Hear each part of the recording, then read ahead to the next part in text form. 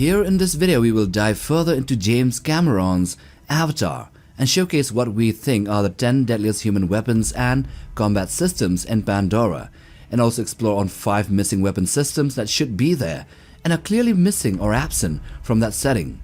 Let's get to it. So we begin now with the deadliest ones. We start with the crab suit, officially designated as MP2. It is a specialized human-operated combat and utility mech suit developed for amphibious warfare on Pandora. Its 4 articulated, retractable legs allow it to scuttle across the seabed to brace itself against strong currents or fall inward so the operator can move efficiently on water. The suit's primary weapon is a rotary spear gun, designed to fire armor-piercing projectiles which are capable of penetrating thick hides and bone, which makes it effective against both hostile wildlife and the Na'vi, and even hunting the Tulkun. While it lacks heavy explosive weaponry, the crab suit excels as a flexible and durable frontline system, which is able to operate where larger machines struggle, which makes it ideal as a rapid response utility vehicle in missions on Pandora. Next we have the Mako subs. The Mako sub is a fast and compact and also a very heavily specialized underwater vehicle designed primarily for Tulkun hunting and deep-sea operations. Unlike general-purpose submarines, the Mako sub prioritizes speed, maneuverability, and precise lethality in aquatic environments. Its streamlined hull allows it to move swiftly through Pandora's oceans, keeping pace with even massive marine life.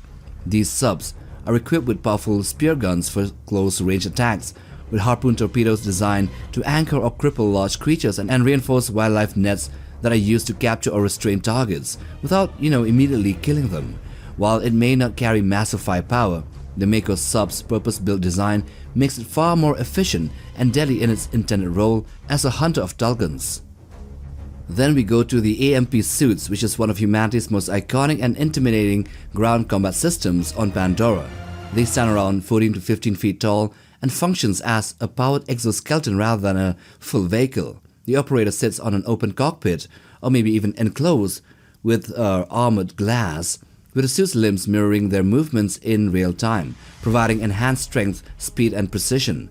Built from heavy-duty alloys and reinforced armor plating, the AMP suits are capable of taking significant punishment from heavy firepower.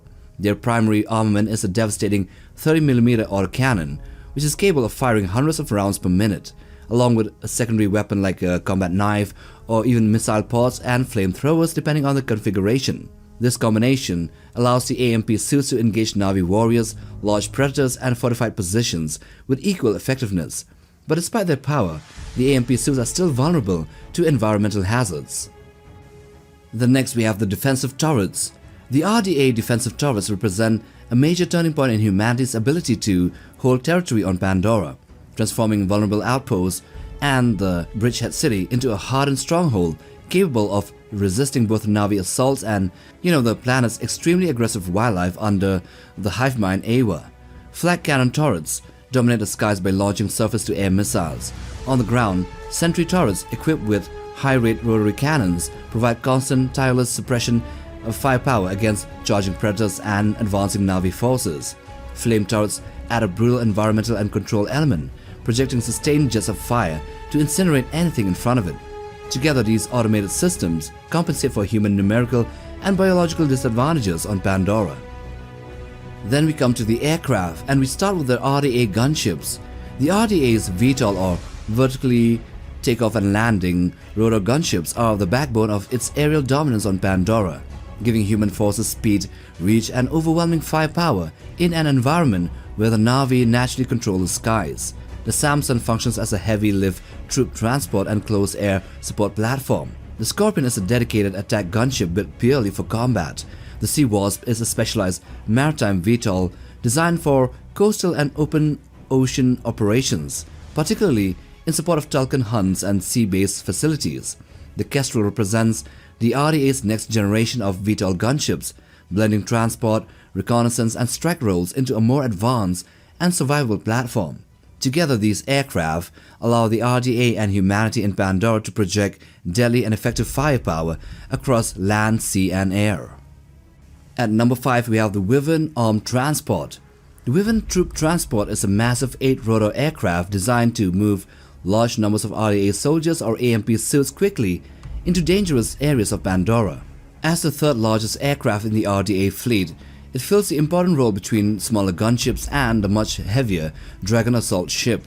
Its multiple rotors give it an excellent lift and stability, allowing it to hover, to land in tight clearings and deploy forces directly into hostile jungle terrain. The Wyvern's tandem cockpit with its clear double bubble canopy gives the pilot and the co-pilot excellent visibility during landings and combat scenarios. While not as heavily armored as the Dragon, it still carries strong defensive weapons such as the Hornet missile pods, wingtip missiles and a stop wing gun for suppressing enemy fire during approach and withdrawal. Number 4. The Valkyrie. The Valkyrie SSTO or Single Stage to Orbit is a unique and vital vehicle in the RDA arsenal, serving as the primary link between Pandora's surface and space. Built as a single stage to orbit craft, it can launch directly from the ground, travel through the atmosphere and reach orbit without needing additional booster stages. Though primarily a transport vehicle, the Valkyrie can be fitted with defensive machine gun nests or automated turrets to protect itself during hostile operations. One Valkyrie was even modified into a bomber, proving its adaptability when security operations needed heavy firepower for major strikes such as the attack on the Tree of Souls. Number 3. The S-76C Dragon. This is feared by the Na'vi as the Demon Ship. It is one of the most terrifying maritime weapons ever deployed by the RDA on Pandora, not cause of overwhelming firepower but cause of what it enables. Stretching an immense 121 meters in length, the Sea Dragon skims just over the ocean by using wing-in-ground effect technology.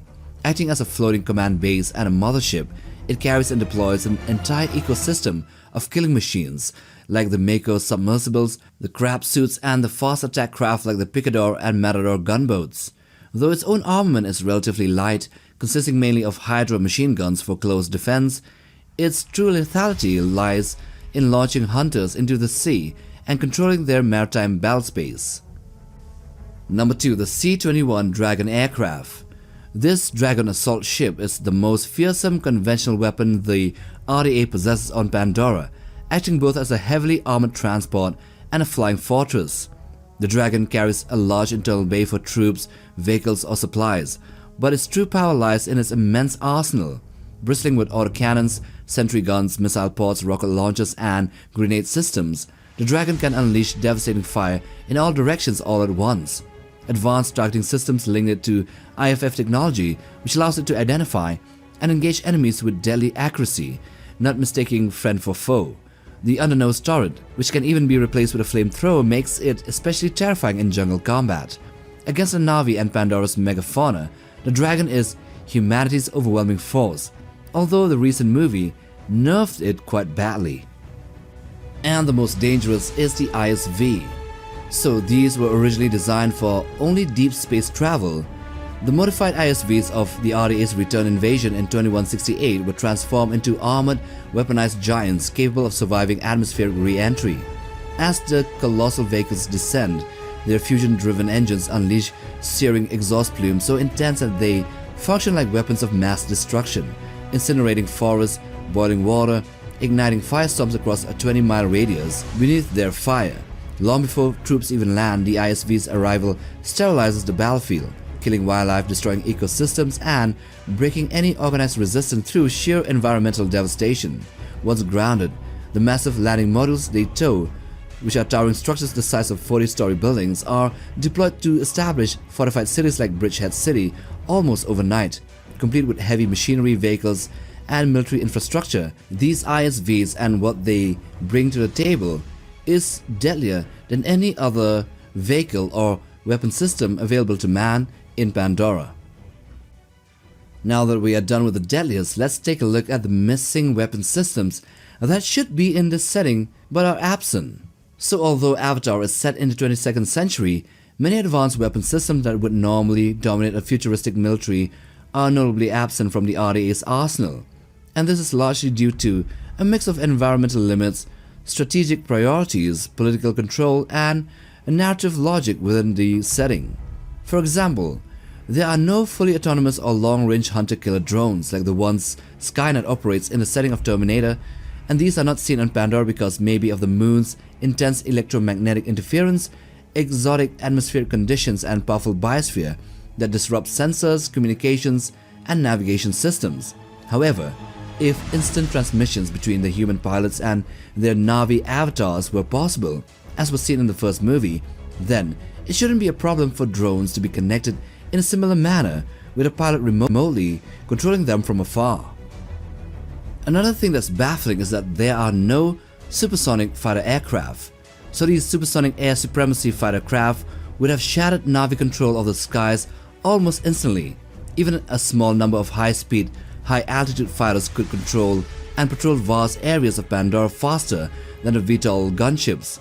Operating above most terrain and weather systems and conditions, these fighters could deliver precision strikes with ease and kill Toruks with long-range missiles. Once air supremacy was established, slower platforms like the Samson, Sea Wasp, and Dragons could operate without fear of any airborne Na'vi threat, and these, if they were there, would instantly be dealt with beyond visual range air-to-air missiles or even short-range missiles fired from far above. Even artillery and long-range kinetic kill systems are lacking. Weapons even like the orbital railguns we see in many sci-fi settings or kinetic bombardment platforms, they are absent because the RDA's mission is resource extraction, not really planetary annihilation. Long-range kinetic strikes would destroy unobtainium-rich regions and cause irreversible damage to valuable ecosystems, but let's be honest, the RDA doesn't really care about that. The RDA needs Pandora intact and profitable, so precision and control are prioritized over indiscriminate destruction. Now next are the directed energy weapons like lasers. These would have been equally transformative by removing the need for ammunition-based logistics and enabling near instantaneous engagements. High-energy lasers or particle beams mounted on aircraft, vehicles or defensive towers could engage targets at the speed of light, making evasive maneuvers by flying creatures or even the Na'vi riders useless. Lasers excel at point defense and they would essentially need no ammo, except energy that would be provided from whatever keeps the engines of humanity there running in that world. This is something that really bothers me. You mean to say that some of the world's nations in the 21st century, like even India, already have lasers that shoot down missiles from some kilometers away, but the RDA 150 years later doesn't possess a more effective version of such weapon systems? Come on, man. And lastly, let's take a look at the AI piloted mechs, or the lack of them. These would have been the most decisive change of all. Unlike human pilots, AI systems would not tire, panic or suffer morale collapse, which allowed them continuous 24/7 operations in environments where humans would struggle. Autonomous mechs could patrol vast territories, respond instantly to threats and coordinate with one another at machine speed, thus overwhelming Na'vi tactics that usually rely on stealth, timing and surprise. Losses would become strategically insignificant as destroyed machines could be replaced or retrieved and repaired without political or human cause. And we all know that they have massive 3D printers in Pandora in the Bridgehead City, so these AI piloted mechs could just be rebuilt and increase in numbers over time, thus creating a mech army, a robotic army, to control Pandora. As for weapons of mass destruction like nukes, well, the nations of Earth have prohibited the RDA from using or bringing such things to Pandora, and so it is by the grace of humanity that the Na'vi are still around, and that Pandora is still a lush and dangerous paradise, like, a Garden of Eden with blue monkeys. Now with that, we come to the end of this video. Do hit that like button for support, and also for the ones holding their phones in their hands, well, you know the drill. Hit the hype option if you see one to push this content further to other viewers. Also subscribe to be a part of Legion Notebook, and so till the next time, take care, boys.